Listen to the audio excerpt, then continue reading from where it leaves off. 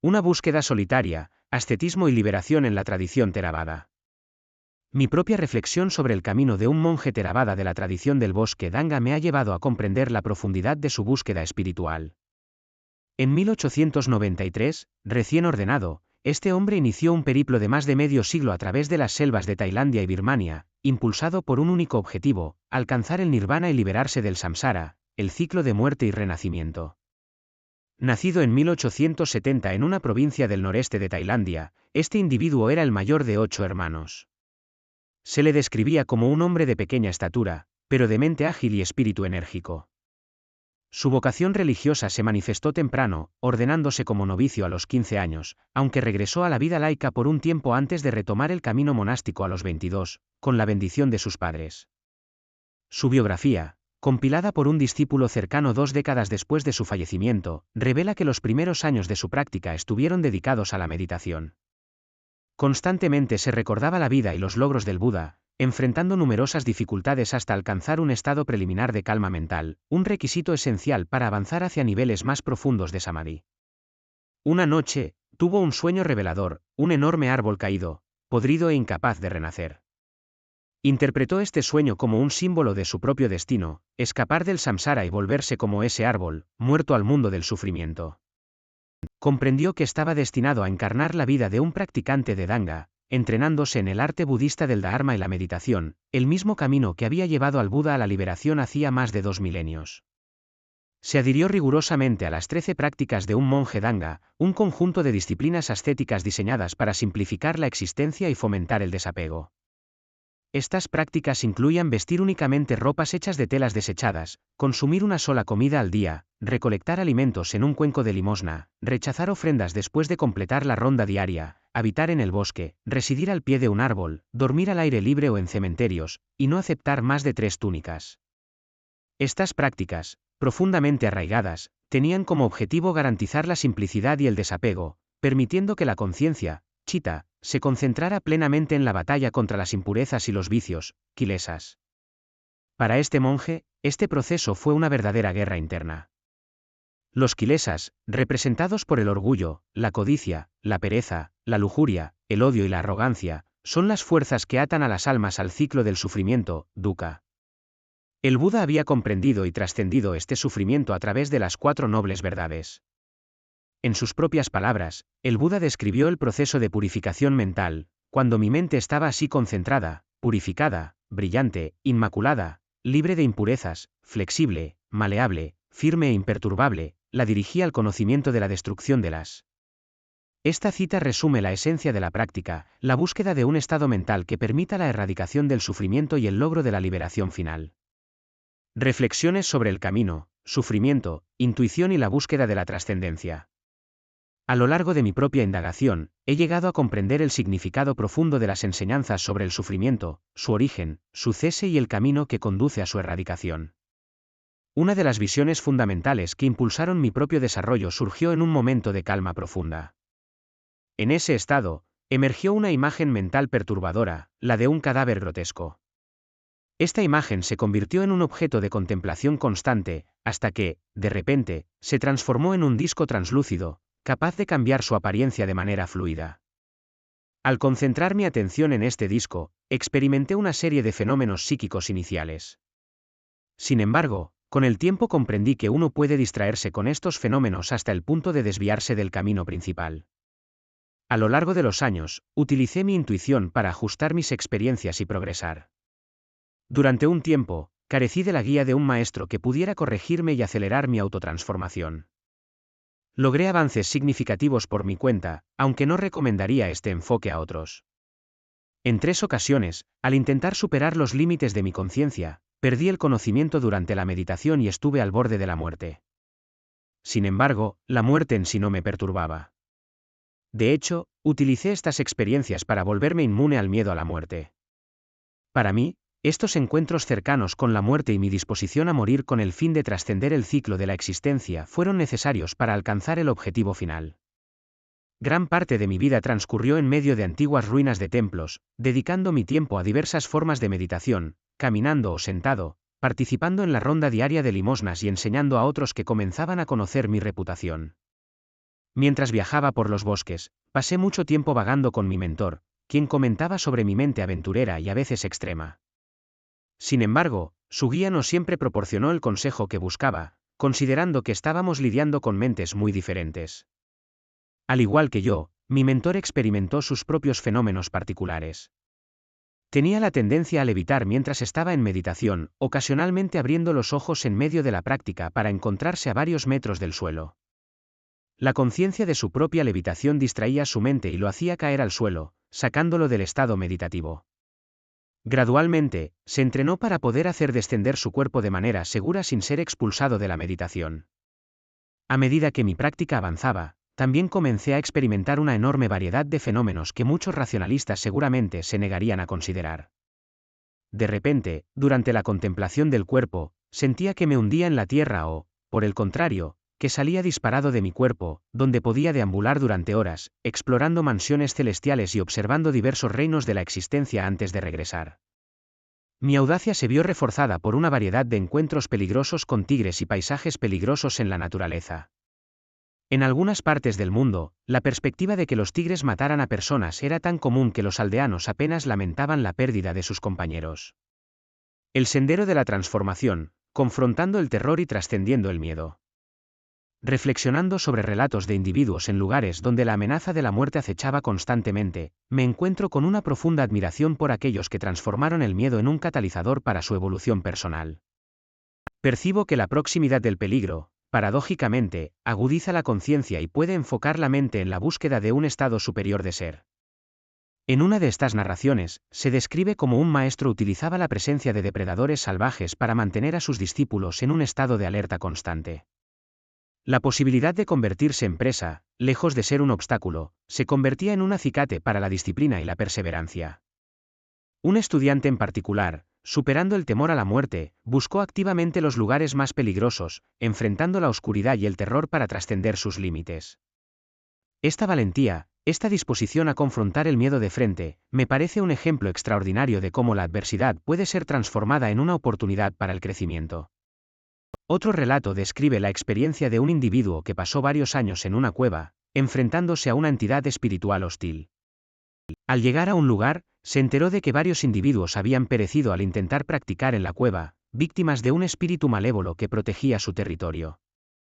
Sin embargo, convencido de su propia fortaleza interior, decidió aceptar el desafío, viendo en la confrontación con esta entidad una oportunidad para su propia transformación. Tras varios días, comenzó a sufrir dolores físicos intensos, hasta el punto de temer por su vida.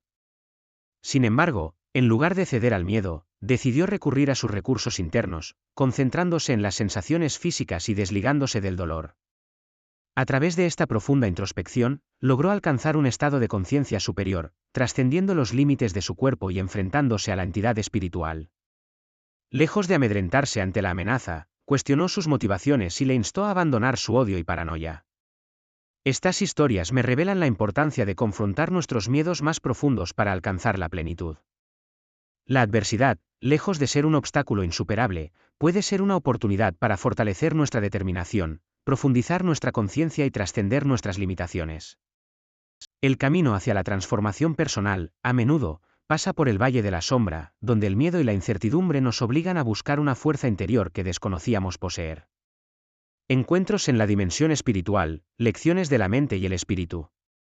En mi búsqueda espiritual, he sido testigo de sucesos que desafían la comprensión convencional, revelando la intrincada conexión entre la mente, el espíritu y el mundo que nos rodea.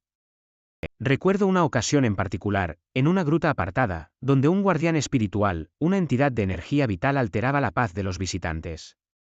Tras una profunda reflexión sobre las consecuencias de sus actos y su impacto en el equilibrio kármico, esta entidad reconoció la influencia benéfica de un venerable asceta y su aura radiante.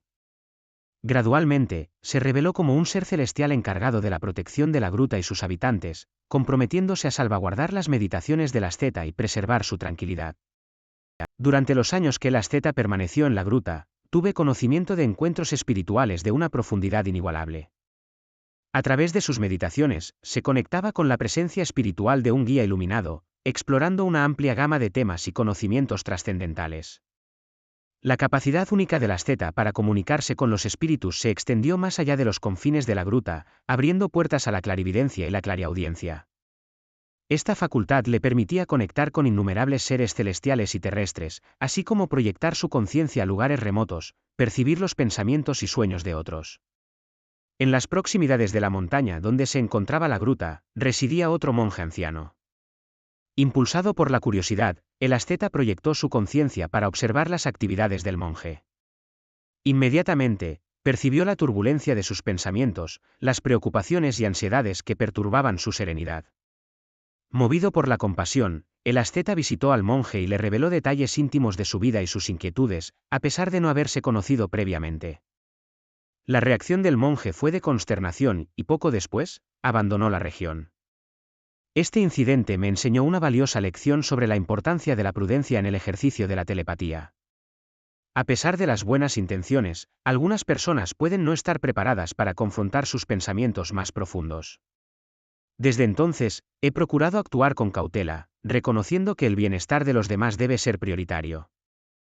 La reputación del asceta como clarividente se extendió entre sus discípulos, sirviendo como un recordatorio constante para controlar los pensamientos negativos y las emociones perturbadoras. Durante las enseñanzas, el asceta no señalaba directamente a los individuos cuyos pensamientos se desviaban, sino que abordaba el tema de manera general, condenando las nociones que generaban karma negativo. Esta práctica, aunque sutil, generaba una atmósfera de introspección y autocorrección entre los estudiantes. En retrospectiva, he comprendido que la experiencia espiritual es un camino complejo y multifacético. Requiere discernimiento, compasión y una profunda conciencia de las consecuencias de nuestros actos. A través de la reflexión y la práctica diligente, podemos cultivar la sabiduría y la serenidad que nos permitan navegar por las complejidades de la vida y alcanzar nuestro máximo potencial. El sendero del desapego, reflexiones sobre disciplina y transformación.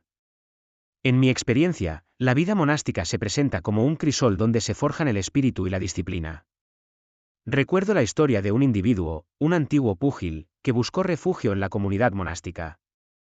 Sin embargo, en secreto, conservaba fotografías de su pasado, un recuerdo tangible de una vida que, teóricamente, había dejado atrás. Fue a través de la meditación profunda que un maestro de la comunidad percibió la lucha interna de este nuevo monje. Sus momentos de samadhi se veían interrumpidos por visiones intrusivas de este individuo practicando sus movimientos de boxeo.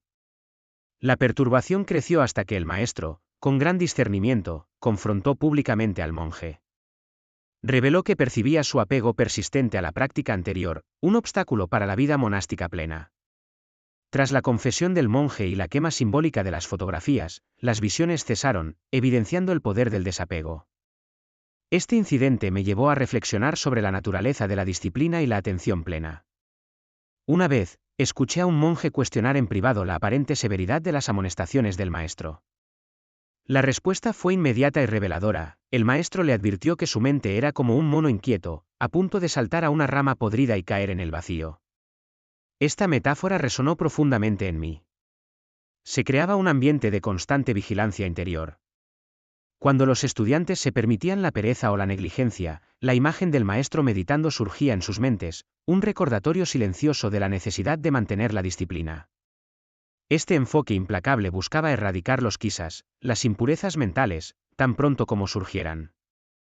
Comprendí que el camino hacia la iluminación no es para aquellos que se dejan perturbar por las distracciones o que intentan silenciar la mente inquieta sin erradicar las causas profundas de su agitación.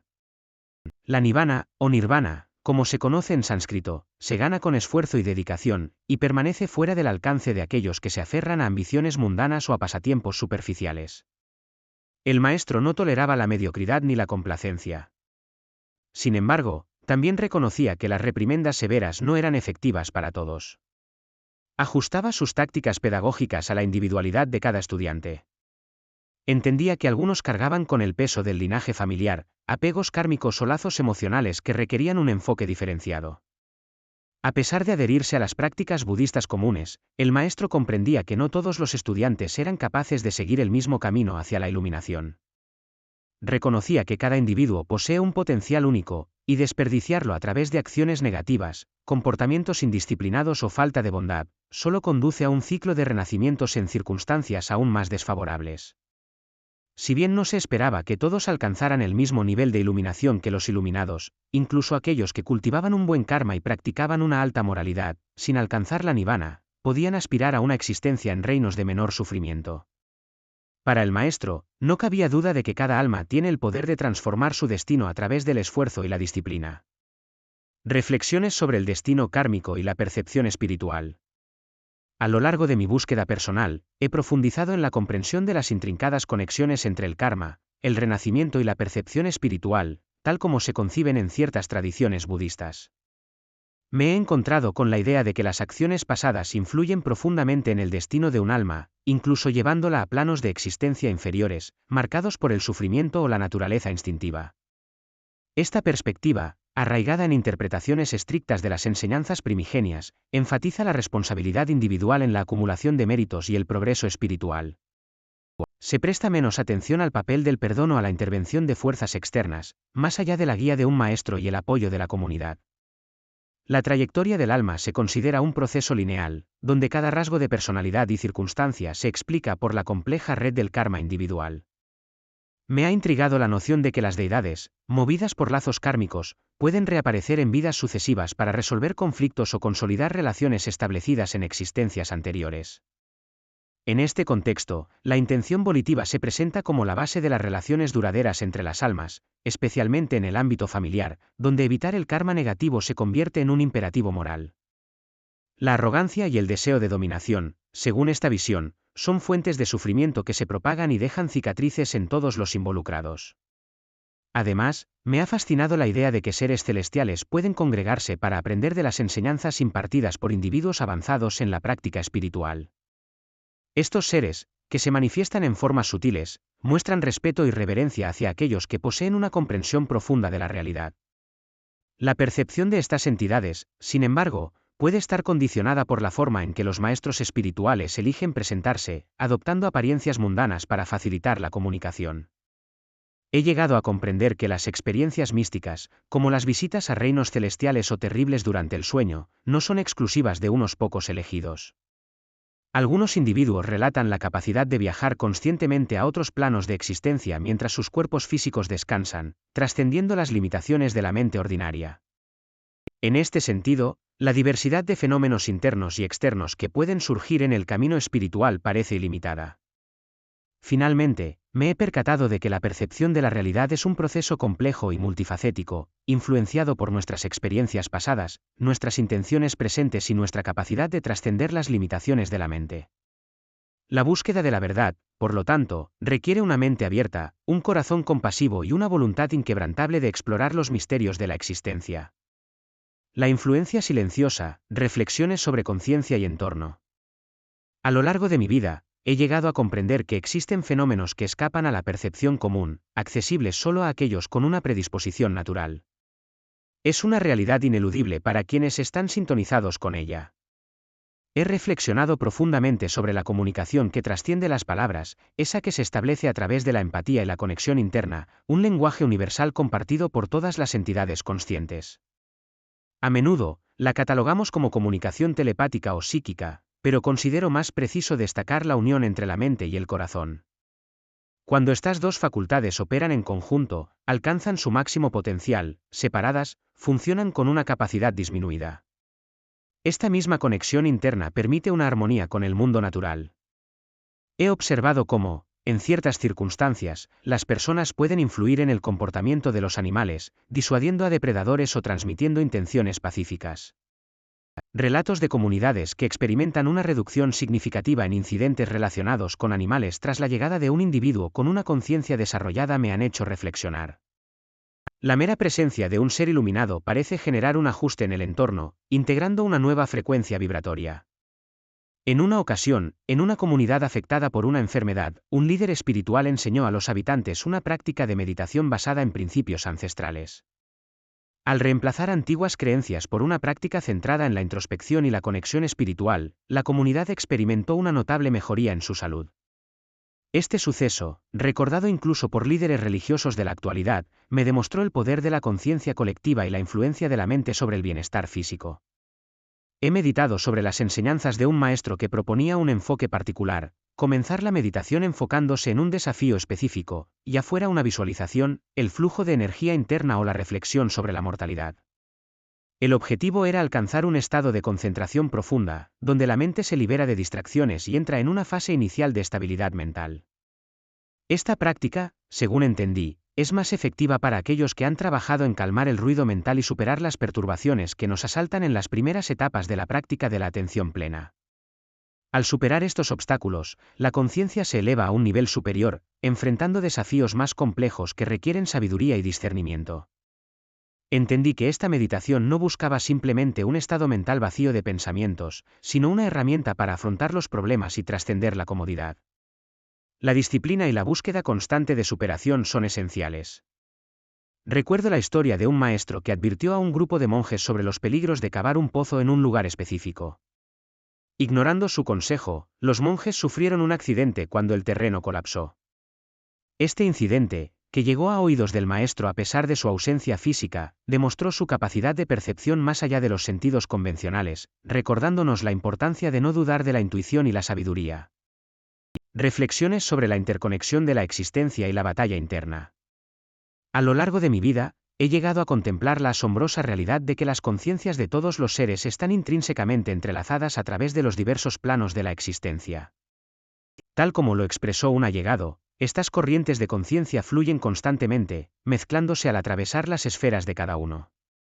Sin embargo, en su mayoría, permanecemos ajenos a esta interconexión, ensimismados en nuestra propia percepción de la realidad. En una conversación que tuve con un sabio, surgió la reflexión sobre cómo los seres humanos a menudo malinterpretan a entidades superiores, confundiéndolas con meras apariciones. Esta falta de percepción nos impide aprender de las experiencias y conocimientos que estos seres podrían ofrecernos. Si fuéramos más receptivos, podríamos obtener valiosas lecciones sobre la vida, la muerte y el renacimiento, incluso de aquellos que se encuentran en el ciclo humano. La verdad es que las almas, incluso en forma humana, tienen la capacidad de transitar o renacer en otros planos, influenciadas por sus acciones pasadas y las decisiones tomadas en el estado de transición de la muerte. Contrario a la idea de que el mundo se reduce a la oscuridad tras los párpados cerrados durante la meditación, he descubierto que mi universo interior está repleto de otros seres y reinos. Aunque mi cuerpo físico permanezca en un lugar, mi mundo interior es un campo de batalla constante, donde la victoria, la serenidad y la ascensión son el objetivo. Recuerdo un momento crucial en el que sentí la necesidad de arriesgarlo todo, de enfrentar mis propios demonios internos con una determinación implacable. La rendición no era una opción, prefería la confrontación directa, incluso si eso significaba la derrota. La verdadera libertad reside en la victoria sobre uno mismo, una liberación que solo se alcanza a través de una lucha interna sin cuartel. Gran parte del entrenamiento que he recibido a lo largo de mi vida, encaminado hacia la liberación del ciclo del sufrimiento, ha estado enfocado en prepararme para ese momento decisivo. Se nos advierte sobre la importancia de desprendernos de los apegos mundanos. El instante de la muerte se revela como una ventana crucial, donde los pensamientos y acciones del alma durante esta transición tienen un impacto determinante en su destino. La forma en que enfrentamos la muerte es una elección personal que define nuestro camino. Vivimos preocupados por las necesidades básicas, como la alimentación y el descanso, acumulando posesiones innecesarias como si el mundo estuviera a punto de desaparecer. Esta acumulación nos agobia, impidiéndonos apreciar la verdadera naturaleza de la existencia. El campo de batalla para conquistar los deseos y aversiones reside en el interior de cada uno de nosotros. La sabiduría, la fe y la perseverancia son nuestras armas para alcanzar la libertad. El corazón, con sus juicios y sabiduría, es el centro de esta lucha interna. Por lo tanto, es fundamental dirigir nuestra atención hacia nuestro interior, examinando nuestras acciones, palabras y pensamientos para comprender sus consecuencias. Durante una estancia en un lugar montañoso, tuve un encuentro revelador con un ser cuya naturaleza era la crítica constante. Su actitud hipercrítica hacia todo lo que le rodeaba me enseñó la importancia de la aceptación y la comprensión. Incluso acciones tan simples como respirar podían desencadenar su irritación, revelando la profundidad de su propio sufrimiento interno. Lecciones de un asceta moderno, navegando las turbulencias internas y externas. A lo largo de mi propia travesía, he tenido la oportunidad de reflexionar sobre las enseñanzas y experiencias de un asceta contemporáneo, un ser que dedicó su vida a la introspección y al cultivo de la sabiduría. En particular, me impactó una anécdota sobre su interacción con una entidad que, durante la práctica meditativa, manifestaba una crítica constante. Cada movimiento, cada respiración, parecía ser objeto de escrutinio, generando un ambiente de tensión y frustración. Esta situación me llevó a considerar la naturaleza destructiva de la crítica implacable. Observé cómo la entidad, incapaz de encontrar satisfacción, proyectaba sus propias insatisfacciones internas hacia el exterior. En un momento de lucidez, el asceta le hizo ver que la crítica constante no dañaba al criticado, sino que envenenaba el alma del crítico. Le explicó que esa actitud era un reflejo de un conflicto interno, una incapacidad para aceptar la imperfección en sí mismo y en el mundo. Durante mucho tiempo, el asceta intentó guiar a esta entidad hacia una mayor autoconciencia y autocontrol. Sin embargo, la resistencia fue tal que, finalmente, consideró que lo más sabio era distanciarse. Esta experiencia me dejó una profunda reflexión sobre la importancia de romper los ciclos de negatividad. Perpetuar comportamientos críticos solo sirve para alimentar un círculo vicioso de proyección y sufrimiento. Este asceta, a lo largo de su vida, se encontró con diversas entidades de planos sutiles, seres que representaban diferentes estados de consciencia y desafíos espirituales. Siempre se acercó a ellos con cautela, consciente del poder que podían tener para distraer del camino. Me conmovió especialmente la historia de su vínculo con un espíritu femenino, una compañera espiritual que aguardaba su llegada en un reino intermedio, renuente a continuar su propio viaje sin él. Con gran sabiduría y compasión, el asceta la convenció de seguir su propio camino, instándola a renacer en un reino de mayor dicha. A través de la meditación, el asceta vislumbró los distintos destinos que aguardaban a los discípulos del iluminado, comprendiendo las circunstancias y posturas que marcarían sus tránsitos finales. Él mismo tuvo una clara visión del momento y lugar de su propio fallecimiento. Cuando su salud comenzó a declinar, se trasladó a un lugar específico, donde, rodeado de discípulos y seguidores, abandonó su cuerpo físico. Su vida ofrece un vasto campo de estudio y reflexión. Insistió en la importancia de examinar cuidadosamente nuestras acciones, de comprender las consecuencias del karma, tanto positivo como negativo, y de esforzarnos por vivir de tal manera que el momento de la muerte nos encuentre en paz, sin temor ni duda en el corazón. Nos desafió a confrontar nuestros miedos, a aventurarnos en aquellos lugares donde nuestra ansiedad nos acecha, para conquistarla y liberarnos de sus cadenas. Sus enseñanzas, aunque a veces severas, siempre estuvieron imbuidas de compasión y amor por toda la vida. Sabía que, en ocasiones, era necesario un toque de rigor para despertar a sus discípulos, para hacerles comprender la futilidad de aferrarse a aquello que solo les pesa y les impide avanzar. Concluyo esta breve exploración de la vida de este sabio asceta moderno con la convicción de que sus lecciones siguen siendo relevantes para quienes buscan la sabiduría y la liberación en el mundo actual. La disciplina del guerrero espiritual, un camino de acción y resiliencia. Tras una profunda reflexión sobre las enseñanzas del guerrero espiritual, he llegado a la convicción de que la verdadera transformación reside en la acción inmediata. No basta con contemplar nuestros defectos y apegos, es imperativo desarraigarlos activamente y cultivar un progreso genuino en nuestro ser. Esta es, en esencia, la labor del guerrero que lucha contra el sufrimiento, una confrontación directa y decidida. Ante la adversidad, la queja se revela inútil. El guerrero no se amedrenta ante la magnitud del desafío, sino que se afianza en su posición y lucha con todas sus fuerzas, sin ceder ni un ápice. La retirada no es una opción, la derrota, un concepto ajeno. Jamás permitiré que la dificultad me someta por completo. Dentro del ámbito de la práctica, debemos adoptar esta mentalidad guerrera. Es ineficaz lamentarse por la intensidad de una enfermedad o cualquier otra forma de dolor. En cambio, debemos concentrarnos en la experiencia del dolor en el momento presente, buscando comprender su verdadera naturaleza. Independientemente de la intensidad o duración del sufrimiento, este representa una manifestación de la realidad inherente de la insatisfacción. Estoy agradecido por el apoyo y la conexión que he encontrado en el camino. Su respaldo continuo me impulsa a seguir explorando y compartiendo estas reflexiones. La práctica del guerrero espiritual no es un camino fácil, pero es un camino que vale la pena recorrer. En la búsqueda de la comprensión y la liberación, encontramos la verdadera fuerza y la paz interior.